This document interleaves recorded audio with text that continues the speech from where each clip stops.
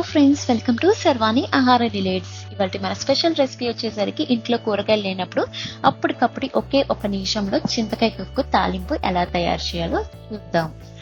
చాలా ఏమీగా ఉంటుందండి. ముందుగా దీనికి కావాల్సిన ఇంగ్రీడియంట్స్ వచ్చేసరికి ఒక చిన్న ఉల్లిపాయ తీసుకొని ఉల్లిపాయలు చిన్న చిన్న పీసెస్గా కట్ చేసుకొని, అండ్ 2 పచ్చిమిరపకాయలు, కొంచెం కరివేపాకు, కొత్తిమీర కడుక్కొని పక్కన పెట్టుకోండి.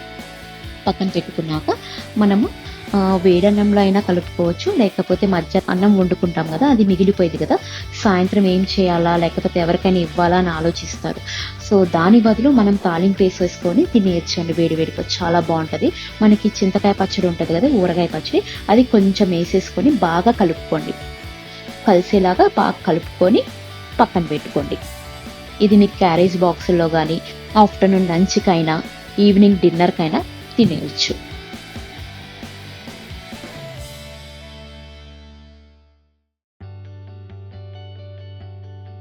పక్కన పెట్టుకున్నాక మనం బాండీ తీసుకొని, బాండీలో వచ్చేసరికి ఒక 3 నుంచి 4 టేబుల్ స్పూన్ ఆయిల్ వేసుకోండి. లో ఫ్లేమ్ పెట్టుకోండి.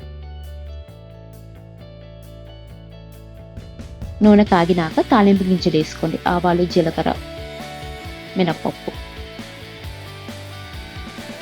ఈజీ ప్రాసెస్ అండి. మీకు కూరగాయలు కూడా అవసరం లేదు. మీకు పిల్లలకి అప్పటికప్పుడు టైం అయిపోతుంది, స్కూల్ టైం అన్నప్పుడు ఇది తాలింపు వేసేసుకొని క్యారేజ్ బాక్స్లో అయినా పెట్టేసుకోవచ్చు. సో పచ్చిమిరపప్పు వేసుకోండి, పల్లీలు వేసేసుకోండి. అవి వేగినాక కొంచెం కరివేపాకు, ఇందాక కట్ చేసి పెట్టుకున్న పచ్చిమిరపకాయలు. మనం తినేటప్పుడు పచ్చిమిరపప్పు, పల్లీలు అక్కడక్కడ తగులుతూ ఎమ్మిగా ఉంటుంది. అది వేగినాక ఉల్లిపాయలు వేసేసేయండి. ఇందాక కట్ చేసాం కదా, ఆ ఉల్లిపాయలు వేగేసి ఓ 2 నిమిషాలు వేగించుకోండి, బ్రౌన్ కలర్ వచ్చే వరకు.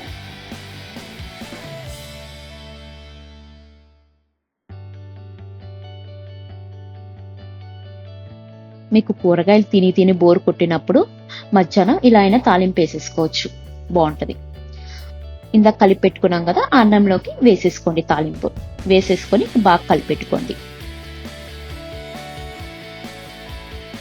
అందరి ఇంట్లో ఉంటుందండి చింతకాయ పచ్చడి, ఊరగాయ పచ్చడి. మీకు ఎప్పుడు కావాలంటే అప్పుడు కలుపుకోవచ్చు. కలుపుకున్నాక పైన గార్నిష్కి కొత్తిమీర వేసుకోండి. కొత్తిమీర వేసుకొని ఒక 2 నిమిషాలు బాగా కలపండి. మనకి దీంట్లో ఉప్పు ఏం అవసరం లేదు, చింతకాయ పచ్చడిలో ఉంటుంది కాబట్టి సరిపోయింది. మనకి ఉప్పు సరిపోకపోతే ఇంకొంచెం వేసేసుకొని కలిపెట్టేసుకోండి. మన చింతకాయ తొక్కు తాలింపు రెడీ అండి. మీరు ఒకసారి ట్రై చేసి నాకు కామెంట్ బాక్స్లో మెసేజ్ చేయండి. ఈ వీడియో మీకు నచ్చినట్టయితే లైక్ చేయండి, షేర్ చేయండి మరియు సబ్స్క్రైబ్ చేయండి. Thank you.